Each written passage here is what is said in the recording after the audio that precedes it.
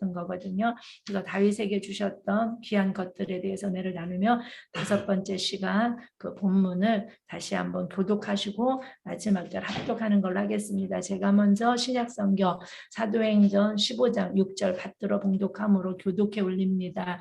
사도와 장로들이 이 일을 의논하러 모여 많은 별놀이 있으되 베드로가 일어나 말하되 형제들아 너희도 알거니와 하나님이 반드로 내 입에서 복음의 말씀을 들어 믿게 하시려고 오래전부터 너희 가운데서 나를 택하시고 또 마음을 아신 하나님이 우리에게와 같이 그들에게도 성령을 주어 증언하시고 믿음으로 그들의 마음을 깨끗이 하사 그들이나 우리나 차별하지 아니하셨느니라. 그런데 지금 너희가 어찌하여 하나님을 시험하여 우리 조상과 우리도 능히 외지 못하던 멍에를 제자들의 목에 두렸느냐.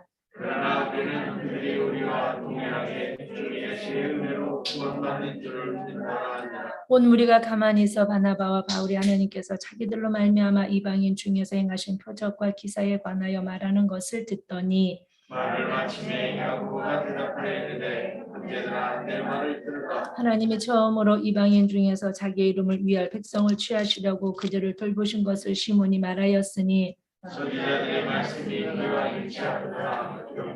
이후에 내가 돌아와서 다윗의 무너진 장막을 다시 지으며 또 허물어진 것을 다시 지어 일으키리니 이는 그 많은 사람들과 내 이름으로 일컬음을 받는 모든 이방인들로 주를 찾게 하려 함이라 하셨으니 즉 예로부터 이것을 알게 하시는 주의 말씀이 다음과 같으니라. 그러므로 내 의견에는 이방인 중에서 하나님께로 돌아오는 자들을 괴롭게 하지 말고 다만 우상의 더러운 것과 음행과 목매어 죽인 것과 피를 멀리하라고 편지하는 것이 옳으니 이는 예로부터 각 성에서 모세를 쳐놓은 자가 있어 안식일마다 회당에서 그 글을 읽으며 아멘. 15장의 핵심을 말한다면 11절이 또 참 좋겠죠.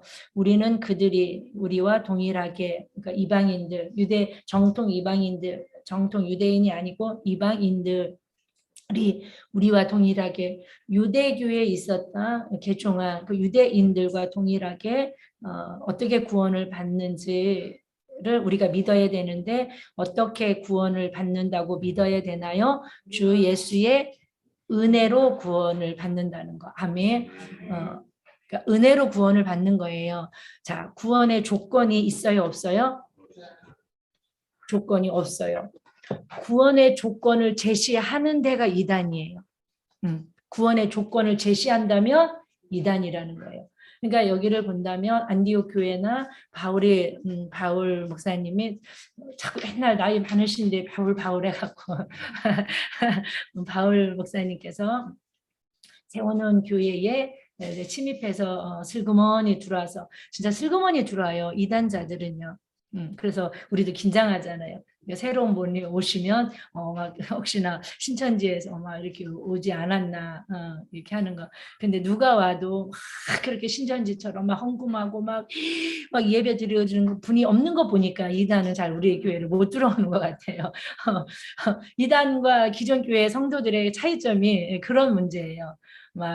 근데 자, 저와 여러분들은 지난주에 다윗의 공동체에 있었던 다윗의 장막에서 드린 예배에 대해서 은혜를 나누었고요. 다윗의 장막이 왜 왕궁 옆에 있는지에 대해서 그냥 제가 쭉 이야기로 말씀을 드렸는데 거의 다 이해를 했다고 하시는 분들은 저를 향해서 눈을 한번 쳐다봐 주세요. 안 쳐다보신 분 다 이해를 지금 못하신 분이 몇 분 계시는데 또 그 이야기를 하려면 또 길어지니까 그 이야기를 안 해도 설교가 왜 웃는지 다 알죠. 설교가 길어지니까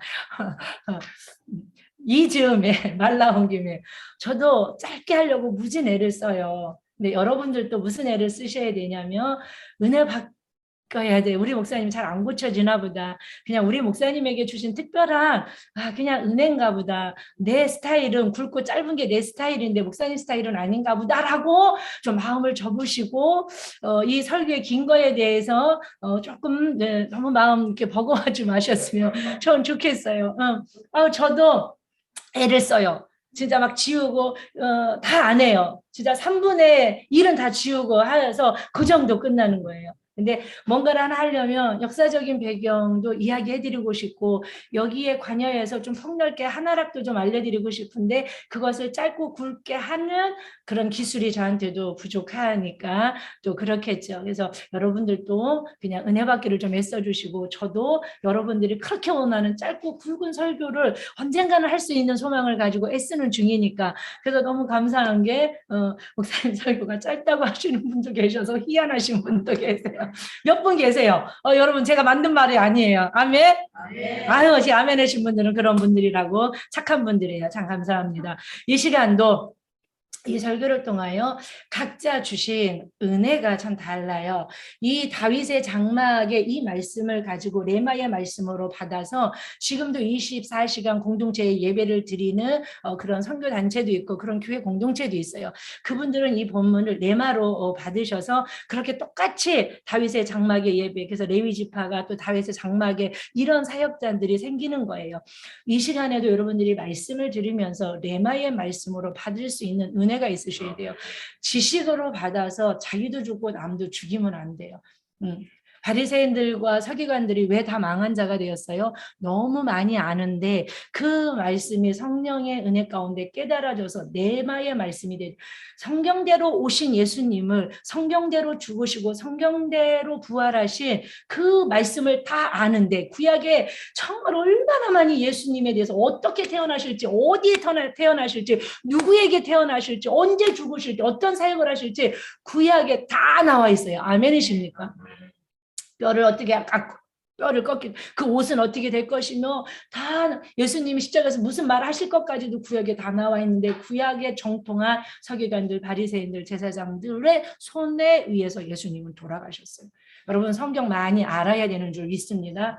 그런데 지식으로만 끝내서 그냥 누구를 이렇게 잣대로 정죄하고 판단하는 데 쓰시면 안 되고 말씀 한 말씀이 레마의 말씀으로 레마가 뭐예요? 나에게만 주시는 나에게 적용되고 나에게 효염 있는 나에게 감동하시고 내가 그 말씀을 김 집사 들으라는 말이 아니고 내가 그 말씀이 나에게 임하셔서 그 말씀을 내 안에서 풀어지고 그 말씀으로 살아갈 때 그 말씀의 복을 나누는 게 레마의 말씀이에요.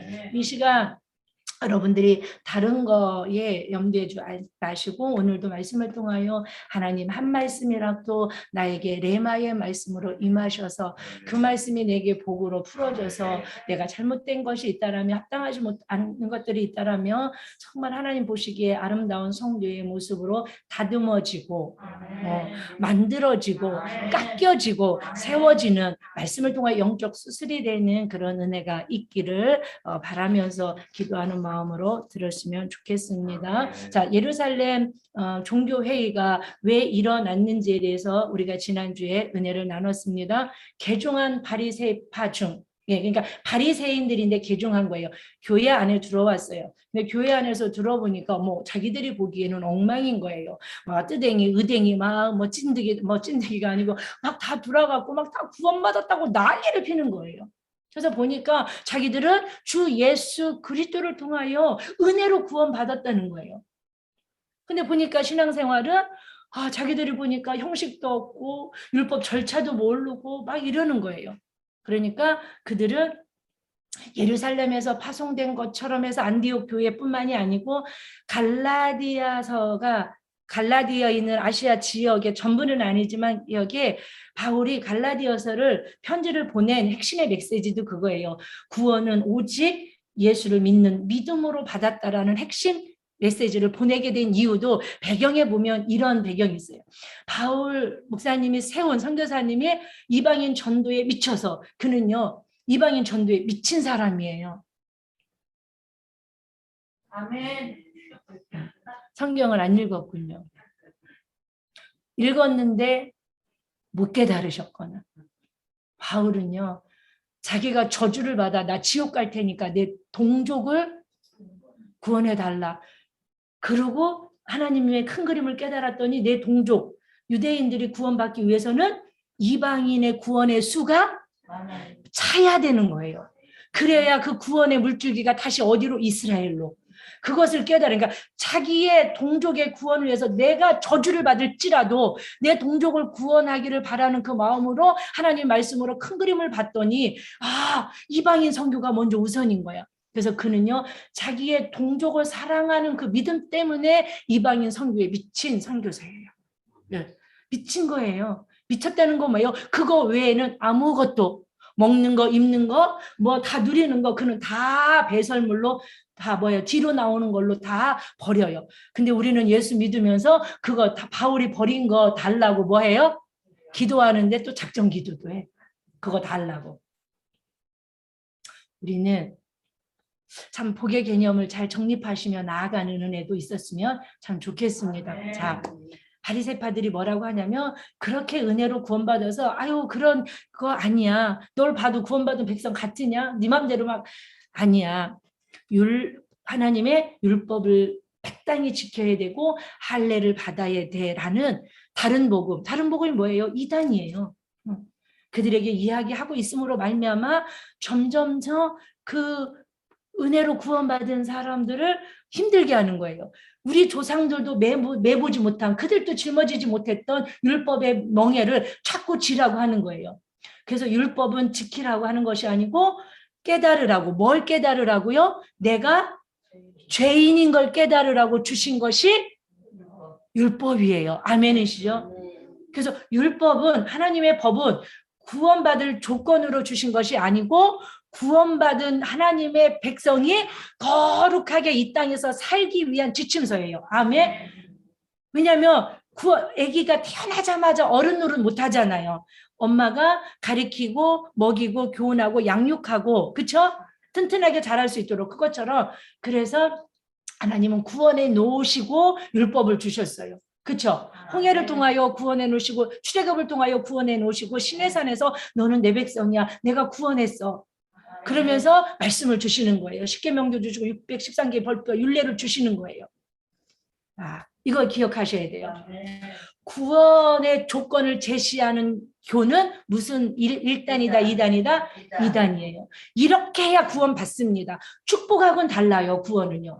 축복은요, 내가 죽도록 사명을 감당하는 자리에서 아세르 지파가 받은 게 기름 부음의 축복이잖아요. 창세기 49장을 통해서 거기서 하나님이 부어주시는 게 축복이에요. 축복은 조건부예요. 이렇게 하면, 아멘. 네가 나를 위해서 살면, 말씀을 지키면, 충성하면, 헌금하면, 즉 심은 대로 거두는 법칙이 적용되고 실상이 되는 게 복이에요. 근데 구원의 문제는 달라요. 구원은 일단 구원해 놓으셔요. 예, 일단 구원해 놓으시고 구원의 백성이 잘 거룩하게 하나님의 백성으로 세상 가운데 빛으로 자꾸 자연인 보시면서 나는 자연인으로 돌아가야 돼. 산에 가서 살아야 돼. 복음적이지 않아요. 하나님은 우리들에게 세상의 빛이라고 그랬어요. 산속의 빛으로 살고 자연인처럼 아무도 교제하지 않고 자연인 찍으러 오는 사람하고만 교제하라고 우리를 창조하시고 부르신 게 아니에요. 힘들고 어렵고 버겁고 세상에 살다 공해 때문에 힘들고 어려워도 우리는 세상에서 빛을 발해야 되는 그리스도인들이에요. 그러니까 자연인은 보고 은혜만 받으시고 마음의 힐링만 하시고 자꾸 자연인으로 돌아가고 싶은 마음을 버리셔야 돼요. 그게 복음적인 성도예요. 아멘. 사랑하는 여러분, 자 이제 종교회의가 그래서 열린 거예요. 왜 종교회의가 열렸냐면 이렇게 여기저기 다니면서 그들이 예루살렘에서 파송된 것처럼 그들이 어떤 사람들 바리새인들이 자꾸 이야기를 하는 거예요. 그러니까 예루살렘에서 파송됐다라고 하니까 그 사람들은 이단자들 요즘 여러분 다 뭐라고 접근하는 줄 아세요? 성도들이 선교에 미쳐 있어요. 교회들도. 그러니까 선교사님을 위장해서 선교사님이 안식년이라 한국에 왔대요.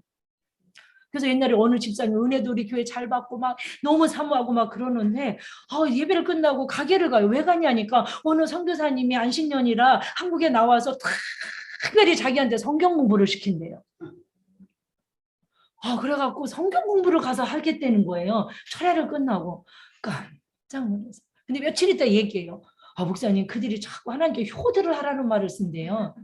근데 우리는 일반적으로 효다라는 말은 안 쓰잖아요. 그죠? 효도는 하셔야 되긴 하지만 목사님들이 아이고 하나님의 자녀로서 하나님께 막 어떤 단어를 듣다가 그래도 갖고 있는 기존의 그런 상식이 말씀에 대한 상식이 있으니까 단어들을 그 집사님이 캐치한 거예요.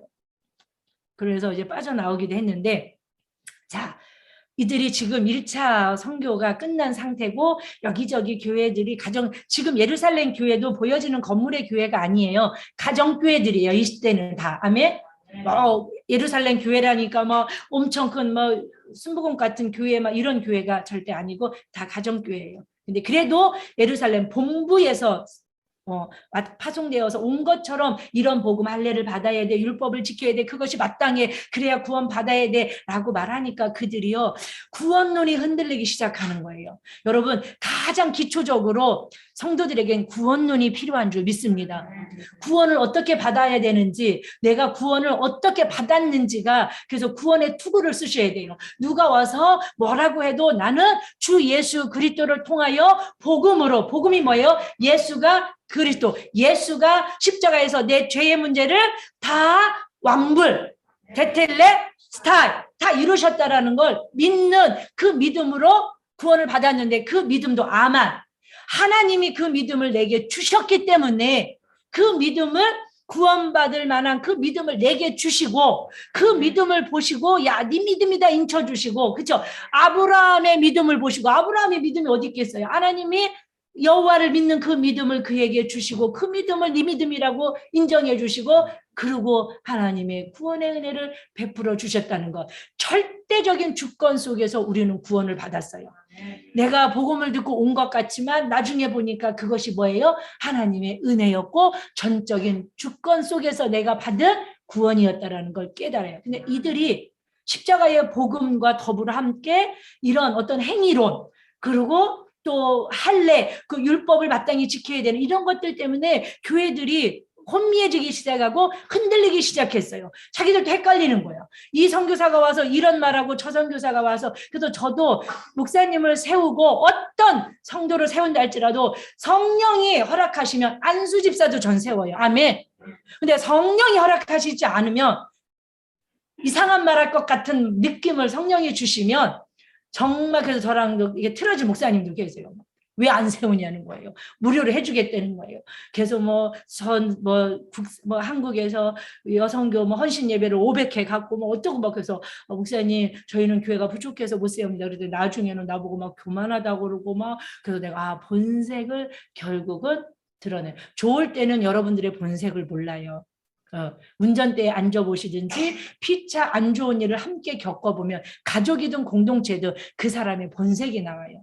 그래서 그 본색을 캐치하셔갖고 그 사람에게 맞게 지혜롭게 교제하실 수 있는 은혜도 교회 공동체 안에 필요한 줄 믿습니다.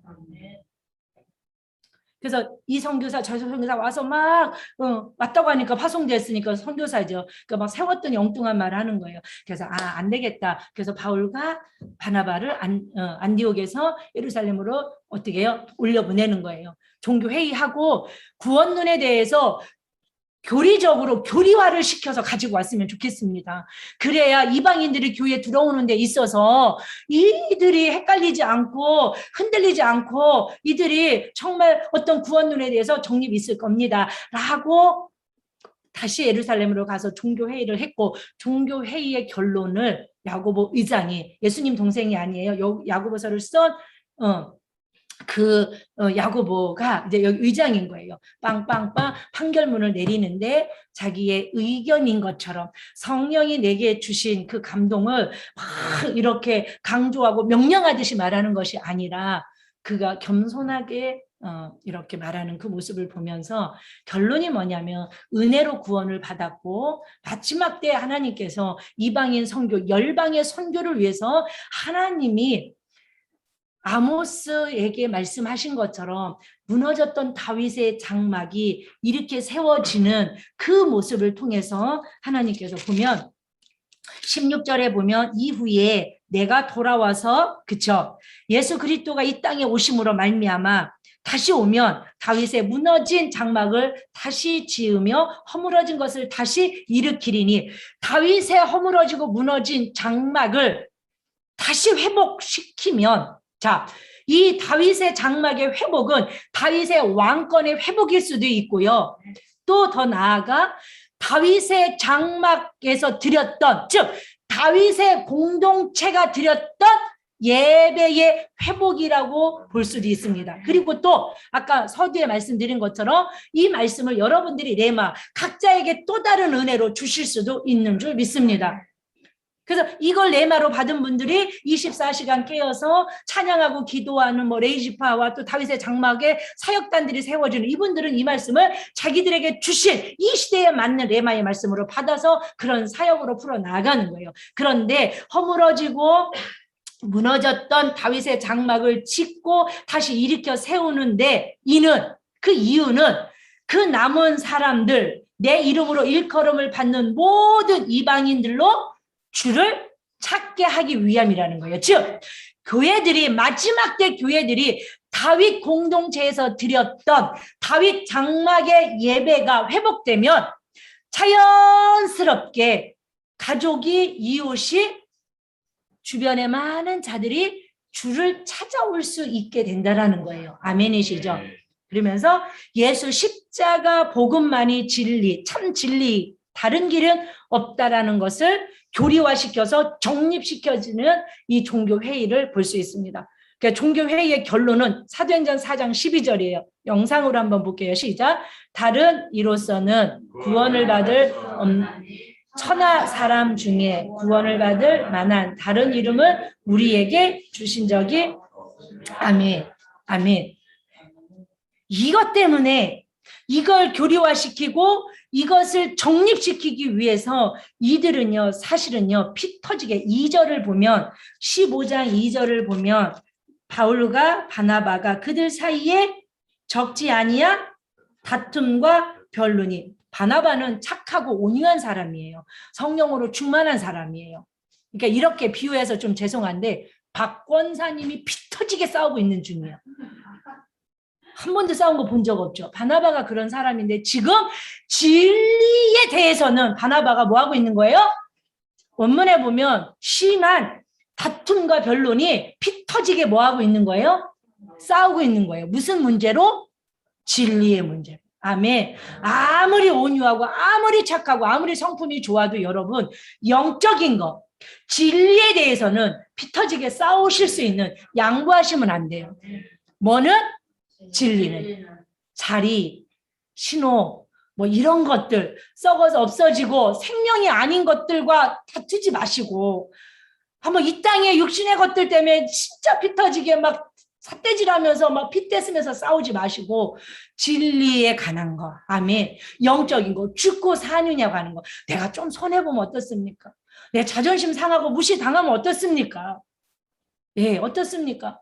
네, 그런 거 막 못 참아. 자존심 상하고 나 무시하고 막 이런 거 못 참아. 피 터지게 싸워. 근데 진리에 대해서는 안 싸워. 사느냐 죽느냐, 내가 사느냐, 영적으로 살고 내 가정에 내 자녀가 사느냐 죽느냐는요, 그냥 그런가 보다. 에휴, 싸우질 않아. 바나바가 화가 난 거예요. 바나바가 피 터지게 싸우는 거예요. 무슨 문제이기 때문에요? 진리. 사느냐 죽느냐, 양보하지 않고 물러서지 않아요. 저 여러분, 영적인 거, 생명에는 물러서지 마십시오. 한 터럭도 양보하지 마십시오. 그리고 따라서 합니다. 그 외의 것은 다 양보하자. 다 그냥 넘어가자. 그냥 손해보자. 갚아주시는 하나님께서 감찰하시고 원수도 갚아주시고 상도 주시고 반드시 보상해 주신다. 아멘. 예, 참을만 하잖아요. 손해볼만 합니다.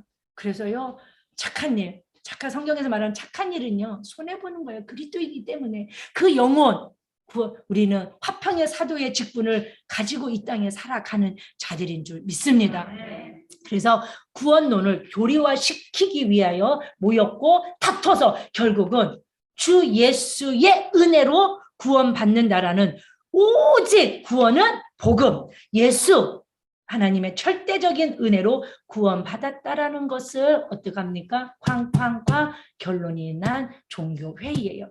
그러면서 이제 이방인들이 교회 안에 들어오게 되기 위해서는 아모스 선지자가 예언하고 말씀한 것처럼 다윗의 장막이 회복되어져야 되고, 다윗 제가 받은 레마의 말씀은 다윗 공동체에서 드린 예배의 회복이 마지막 때 이방인 선교와 열방의 선교의 키가 있다는 거예요. 아멘.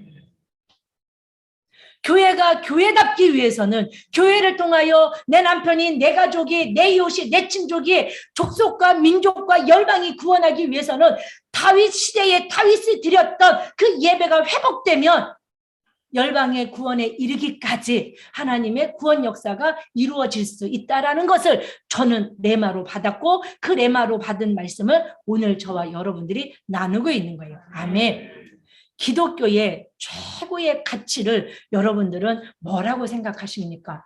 저는 성경은 구원이라고 말씀하시고 우리는 믿어야 될 줄 믿습니다. 다른 복음이 아닐지라도 우리 안에 뭐가 있냐면 신앙생활에 목적이 어긋난 분들도 있을 수 있는 것 자주 발견합니다. 반드시 바로 잡으셔야 돼요. 아멘. 자, 사랑하는 여러분, 교회 다니면 더하심의 복 받습니다. 아멘. 사실이에요. 치료도 받습니다. 평안도 해집니다. 사업도 잘 될 수 있습니다. 자녀들도 형통할 수 있습니다. 다 틀린 말은 아닌데 이걸 여러분 신앙생활의 최상의 최고의 가치, 신앙생활의 1순위로 두면 여러분들은 교회 안에 있는 이단자들이 되는 거예요. 아멘. 이거는 기독교의 최고의 가치가 아니에요. 기독교의 최고의 가치, 믿음은 결국 영혼 구원이라 베드로전서 1장 9절인가요? 말씀하신 것처럼 기독교의 최고의 가치는 뭐다? 여러분들의 신앙의 최고의 가치는 뭐다? 구원이에요. 여러분들의 영혼의 구원 받았고 여러분들 한 사람으로 인하여 누군가 또 하나의 생명이 잉태되는 게 여러분들의 사명이에요. 그러니까 누군가 한 생명이 나로 인하여서 또 하나의 생명의 구원을 위하여서 그 일을 하고 싶어서 때로는 건강도 구하고 그 열방의 구원을 목적을 가지고 물질도 구하고 비즈니스의 형통함을 구하고 아멘 구하는 거예요. 그런데 내 신앙생활의 최고의 가치를 건강, 물질, 뭐 사업, 명예, 권력, 권위 이런 데에 두면 맨날 구해도 그게 복으로 될 수는 있겠죠. 여러분 되는 사람 있어요. 되다 망한 사람은요 부지기수입니다. 여러분들의 신앙생활의 최상의 가치와 최고의 가치를 영혼 구원에 두실 수 있는 그것을 감사하시고 감격하실 수 있는 은혜가 있기를 축복합니다. 사랑하는 여러분, 오늘 사도 야고보는 하나님의 원대하신 구원 역사 계획 가운데 제외된 나라는 없고 제외된 한 사람도 없다라는 것을 말씀하고 있습니다. 그렇기에 무너진 다윗의 장막을 다시 세우고 다시 일으키고 즉 회복되어지면 그것이 곧 이방인의 구원의 키가 될 수 있다라는 것을 말씀하고 있습니다. 이는 그 이유, 다윗의 무너졌던 장막이 회복되어져야 되는 그 이유는 이방인 선교고 세계 선교고 열방의 선교가 될 수 있다라는 거예요. 아멘. 그러면 왜 하나님께서는 자 저점 한번 보세요. 저점 한번 보세요.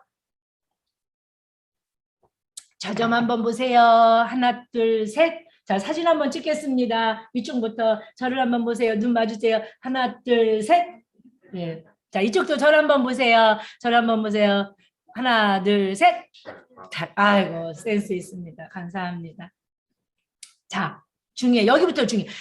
여기까지 못 들었어도 괜찮아요. 지난주 다 들으신 거예요.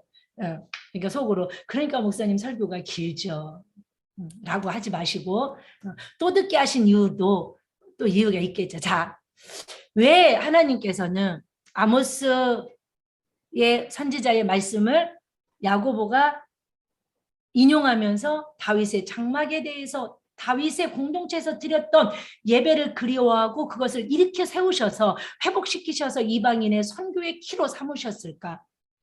광야에 있었던 모세를 통하여 지었던 거룩하고 막 그런 성막도 아니고 백향목으로 지우고 금으로 지우고 막 보석으로 치덕치덕 했었던 솔로몬의 성전도 아니고 교회가 막 부흥되고 화려하고 막 이러면 이방인이 다 돌아올 것 같은데 하나님이 추억하시고 이방인의 키로 삼으신 성전 성막은 성전도 아니고 성막도 아니고 텐트 장막 다윗의 장막이었을까? 왜 그랬을까? 다윗이 드렸던 예배 공동체에는 무엇이 있었을까? 그것이 키예요. 자, 사랑하는 여러분, 다른 거 다 넘어갑니다. 넘어갈게요. 하나, 둘, 셋 해주세요. 자, 다윗의 장막에는 뭐가 없었어요? 박수 한번 우리 할까요? 다윗의 장막 설교 제가 지금 세 번째 하는 거거든요. 이거 대단한 거예요.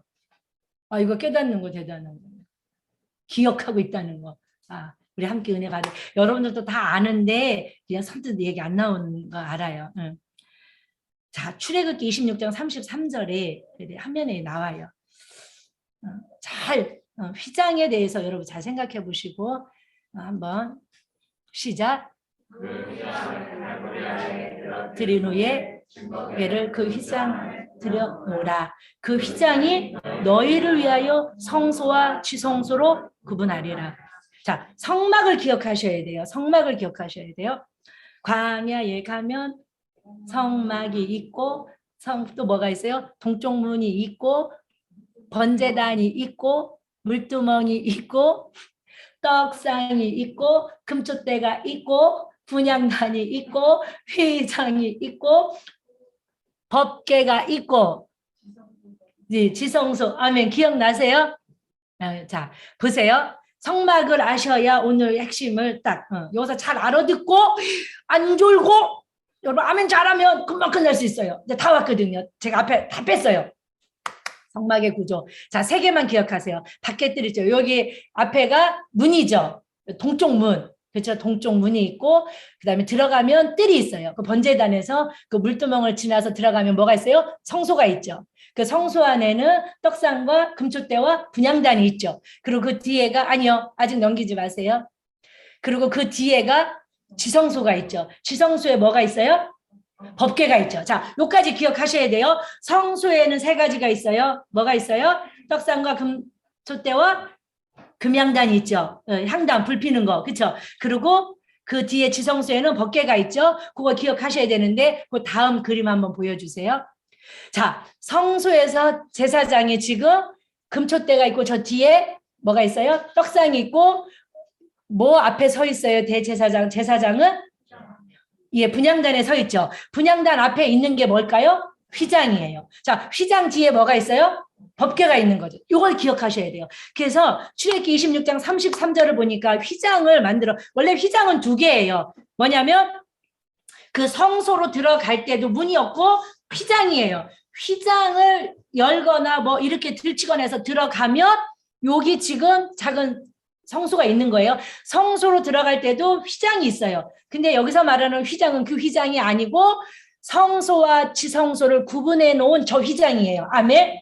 여기 다 기억나죠? 자, 저 휘장을 하나님께서 만드실 때 뭐라고 만드시냐면 그거를 늘어뜨린 후에 지성소와 성소를 구분한 후에 그 안에 증거계, 즉 법궤를 휘장 안에 들여놓으라. 그 휘장이 너희를 위하여 성소와 지성소를 구분하리라 라고 성경을 말씀하고 있어요. 그러니까 휘장의 역할은 뭐예요? 성소와 여기서 못 쫓아오시면 안 되는 거예요. 이제 잘 쫓아오셔야 돼요. 휘장의 용도가 뭐예요? 네, 성소와 지성소를 구분해 놓고 그 안에 뭘 집어넣으셨어요? 법궤를 집어넣으셨어요. 증거계. 법궤 안에는 쌍나, 아론의 지팡이, 항아리, 만나 항아리, 그 다음에 뭐가 있어요? 십계명 두 돌판 거기 들어가 있고 위에가 천사들이 서로 두릅이 마주보고 있는 그 속죄소예요. 그게 속죄소예요. 그러니까 법궤는 사실은 두 가지예요. 그 그룹이 있고 그룹과 통으로 만들어진 속죄, 거기에 피가 뿌려져서 우리가 속죄, 그래서 시은좌 시은소라고 하는 거고 속죄소예요. 아멘. 거기에 피가 뿌려져서 속죄를 받는 거예요. 이게 법궤고 그게 어디에 들어가 있어요? 지성소에 들어가 있어요.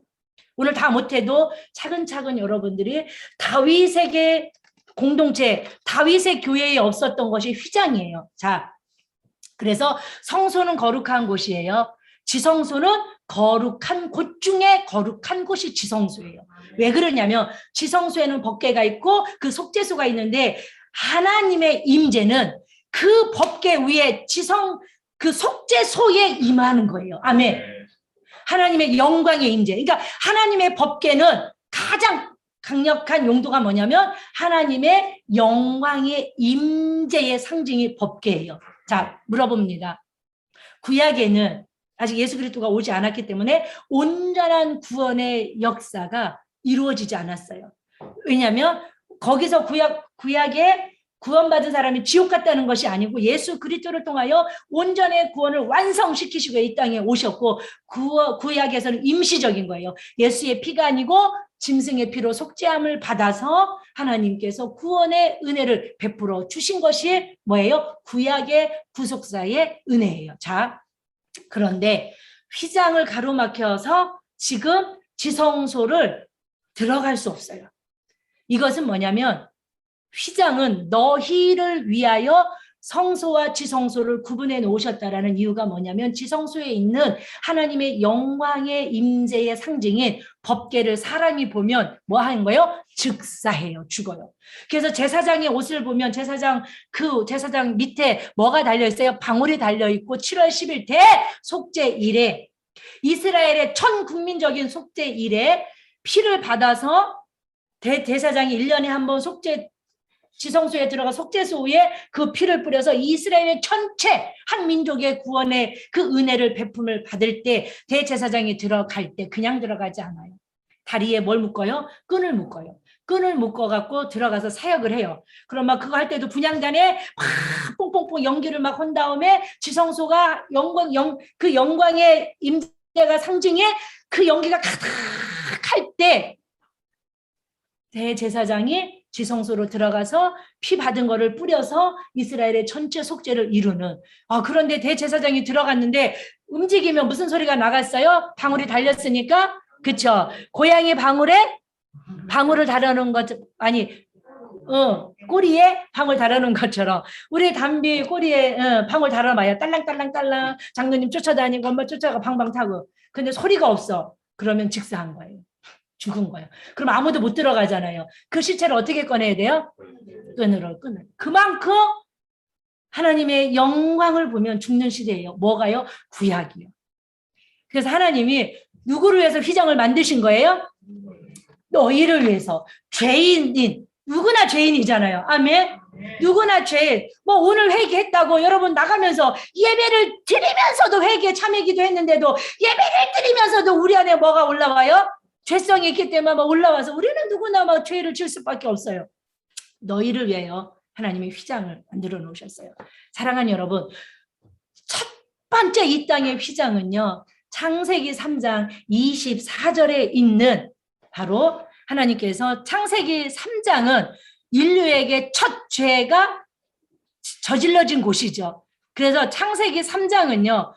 죄가 저질러지고 죄의 심판이 선포되고 죄의 결과가 있는 곳이에요. 죄의 결과가 뭐냐면 창세기 3장 24절에 보면 하나님이 그 사람을 쫓아내시고 에덴 동산 동쪽에 그룹들과 두루 도는 불칼을 두어 생명나무의 길을 지키게 하시니라. 자, 죄가 더 이상 하나님은 사람을 창조하신 목적이 두 자예요. 뭐예요?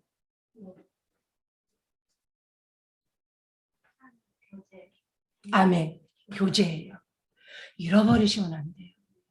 하나님은 교제하고 싶으셔서 사람을 창조하셨어요. 근데 죄를 짐으로 말미암아 그를 쫓아낼 수밖에 없어요. 에덴에서. 즉 하나님과 단절됨으로 말미암아 하나님과의 뭐가 끊어진 거예요? 안 이루어지는 거예요? 교제가 안 이루어지는 거예요. 그리고 그들이 그 죄를 통하여서 이제 아직 예수 그리스도 이 땅에 온전한 구원을 이룰 메시아가 오지 않은 상태니까 그가 에덴으로 다시 돌아오지 못하도록 그룹들과 두루두는 화염으로 생명나무가 예수 그리스도잖아요. 요게 그대로 어디에 다시 회복되어져요? 계시록에서. 아멘.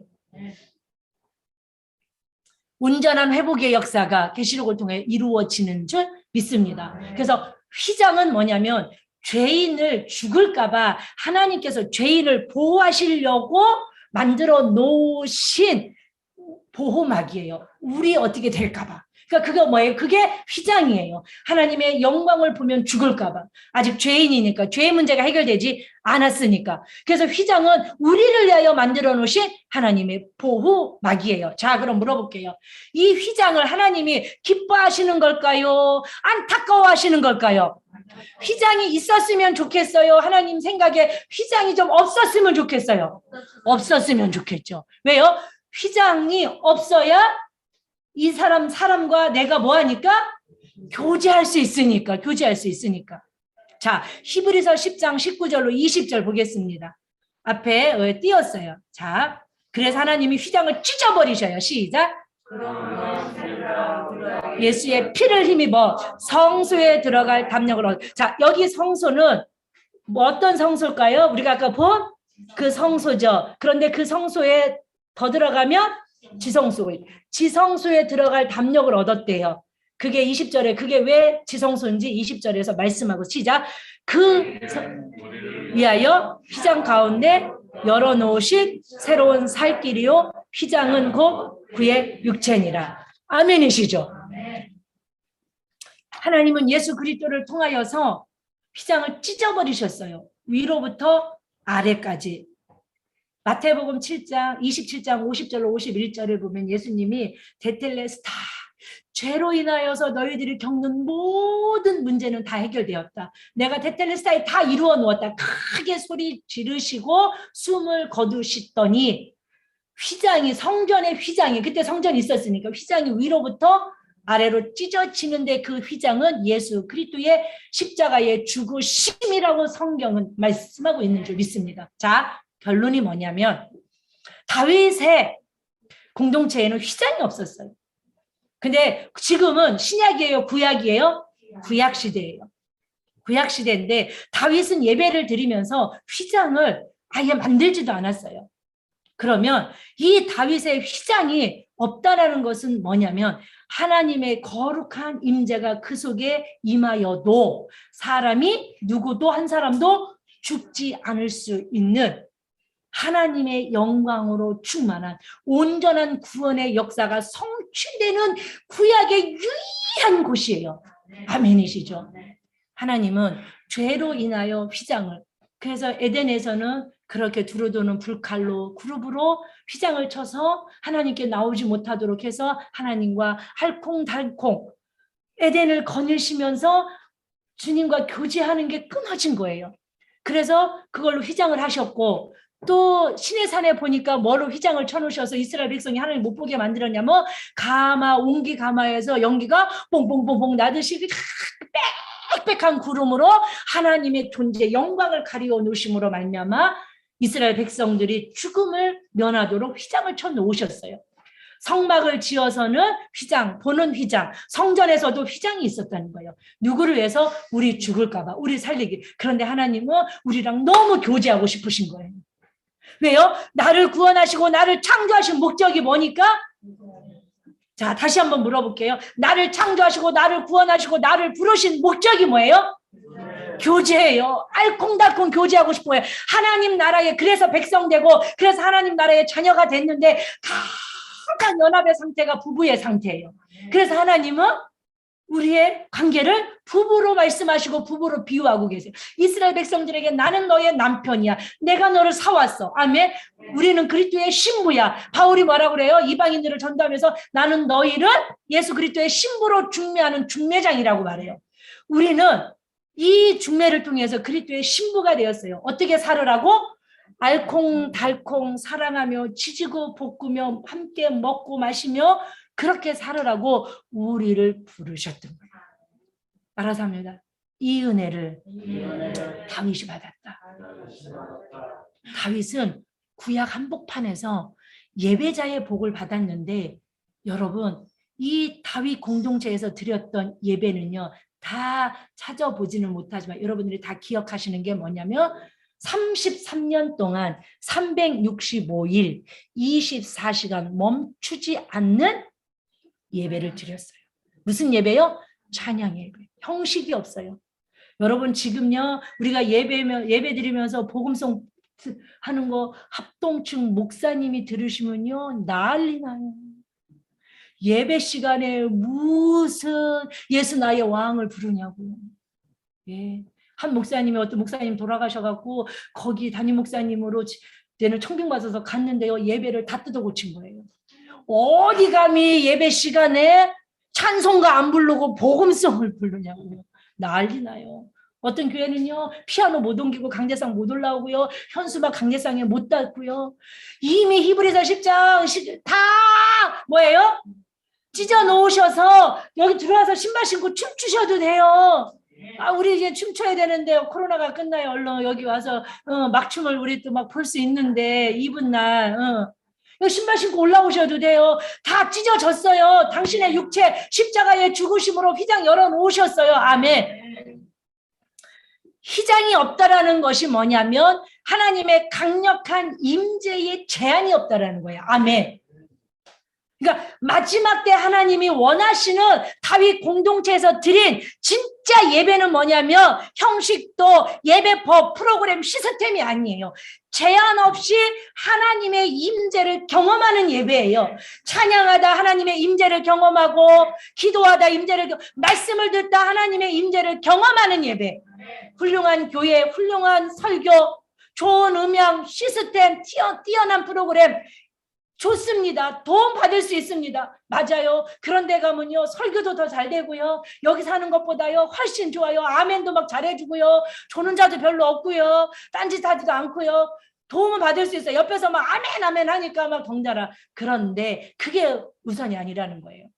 그냥 분위기에 군중의 힘에 우리의 힘에 어떤 감정적인 터치로 인해서 그냥 막 두 손 들고 막 울고 불고 지지고 볶고 하는데 나와서는 그리스도인으로 못 산다면 거기는 그 예배의 임재는 거짓말입니다. 아무리 많은 군중 속에서 좋은 시스템에서 좋은 찬양을 부르면서 눈물 빼고 막 하고 난리를 폈을지라도 나와서 그리스도인으로 세상 속에서 빛으로 살아가지 못하는 그리스도인들은요 사실은 그게 가짜일 다는 아니지만 가짜일 가능성이 높아요. 혼자 드리다 방언받는 사람, 여러분 혼자 기도하다 혼자 예배드리다 혼자 말씀 읽다. 아멘.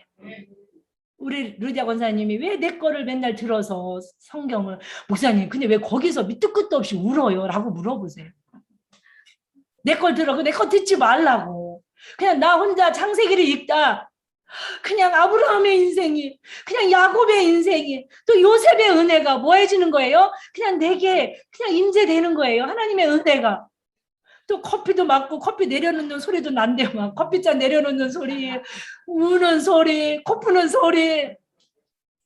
여러분 좋은 시스템 훌륭한 뭐가 아닐지라도 하나님의 임재가 있는 그런 예배의 회복을 지금 다윗의 장막에서 드린 그 예배를 통하여 우리들에게 말씀하고 계시는 줄 믿습니다. 다윗 공동체의 예배는 계시록 4장 8절에 보니까 거룩하다 거룩하다 거룩하다. 아멘. 다시 한번 할게요. 계시록 4장 8절에 보니까 내 생물 천사들이 하나님을 찬양하는데 하나님과 보좌 앞에 앉으신 이 앞에서 뭐라고 하냐면 거룩하다 거룩하다 거룩하다. 아멘. 밤낮 쉬지 않고 찬양의 예배를 드려요. 그래서 제가 이렇게 말하죠. 교회에서 드리는 이 예배가 지루하고 지옥 같다라면 여러분들은 천국이 지옥이 될 수밖에 없어요. 예.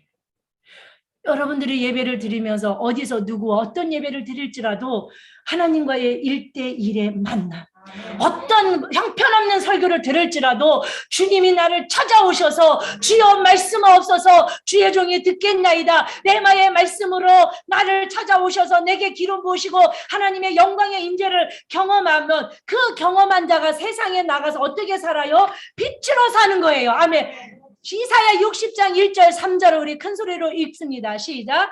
일어나 빛을 발하라. 이는 이미 우리에게 이르렀고 아멘. 보라 어두움이 땅을 덮을 것이며 캄캄함이 만민을 가리우려니와 오직 여호와 내 위에 임하실 것이며 그 영광이 내 위에 나타내리니 열방은 그 빛으로 열왕은 빛은 내 광명으로 나오리라. 영광의 임재를 경험한 자들이 세상 속에서 뭘 바라면서 살아요? 빛을. 교회 안에서는 은은한 달빛처럼 교제하고 소통하면서, 그리고 가정 안에서는 반짝반짝 빛나는 섬김의 별빛 같은 그리스도인으로, 세상 속에서는 웬만한 빛을 발해도 표시 안 나요. 다 그리스도인이래. 맨 집사님, 권사님, 목사님, 장로님이 날 가다 목사님이라고 부르면 쳐다봐요들. 나를 쳐다보는 게 아니고 그 중에 목사님이 있나 봐. 여러분 시장 가서 권사님 하면 한 20명은 쳐다볼 거예요. 싸우다 쳐다보는 사람, 욕하다 쳐다보는 사람, 누구 흉보다 다 그리스도인이래. 다 권사래, 다 목사래. 그들을 보고 누가 믿지 않는 남편이, 믿지 않는 아내가, 믿지 않는 자식이 누가 교회 안으로 흡수돼서 오겠습니까? 영광의 임재를 경험한 다윗의 공동체에서 드렸던 제한 없이 휘장이 있는, 그래서 하나님의 임재를 경험하기 위해서 가로막으면 안 돼요. 아멘. 가로막으면 안 돼요. 누가 어떤 예배를 드리든 어떻게 찬양을 하든 여러분 하나님의 임재를 경험하는 그 사람의 예배를 존중해주고, 여러분들도 하나님의 임재를 경험하기 위해서 여러분 나름대로 애쓰시고 주님한테 갈망하시고 사모하시고 입맞춰 달라고, 내게 임하여 달라고, 내게 오늘도 임하시다고 임재를 갈망할 때 임하시고. 그래서 보니까 여호와의 영광에 이미 임하였다는 건 뭐냐면 임재했다는 거예요. 그래서 너희들이 세상 가운데 너에게 임한 그 빛된 삶을 사는 거예요. 그리스도인으로 목사는 목사답게, 청년은 청년답게, 권사님은 권사님답게, 장로님은 장로님답게 그렇게 살아갈 때 임재를 경험한 자들만이, 따라서 합니다. 하나님의 영광의 임재를 강력하게 제한 없이 경험한 자들만이 반드시 세상에서 세상의 빛으로 살아갈 수 있고, 그 세상의 빛으로 살아갈 때 한 영혼이라도 구원받을 수 있다는 거예요. 그래서 하나님께서는 다윗 장막에서 드렸던 다윗 공동체의 예배, 뭐가 제한이 없이 쏟아 부어졌어요? 영광의 임재. 영광의 임재. 4,000명 찬양단을 세우고 280명씩 돌아가면서 인간 휘장, 법궤를 팍 둘러서 뭐예요? 그래서 시편에 보면 밤에 여호와의 종들이 하나님을 찬송하고, 그렇죠? 다윗이 왕궁에 있다 그 장막에 가봤더니 여호와의 종들이 두 손 들고 뭐예요? 감사하라, 찬송하라, 기뻐하라 하면서 찬양하면서 하나님의 임재를 경험하는 그런 교회와 그런 여러분 되어지기를 주 예수 그리스도의 이름으로 축복합니다. 여러분 그런 예배자로 살아가시고, 그래서 세상에 믿지 않는 자들을 한 영혼이라도 구원해 내실 수 있는 감정대로 생각대로 사지 마시고 임재를 경험한 자로, 빛된 빛의 자녀로 살아가셔서 여러분 기업이 복을 받고, 여러분 가정이 복을 받고, 여러분 인생이 더하심의 복을 받는 아름다운 간증의 여러분들 삶에 풍성하기를 주 예수 그리스도의 이름으로 축복합니다. 기도하겠습니다.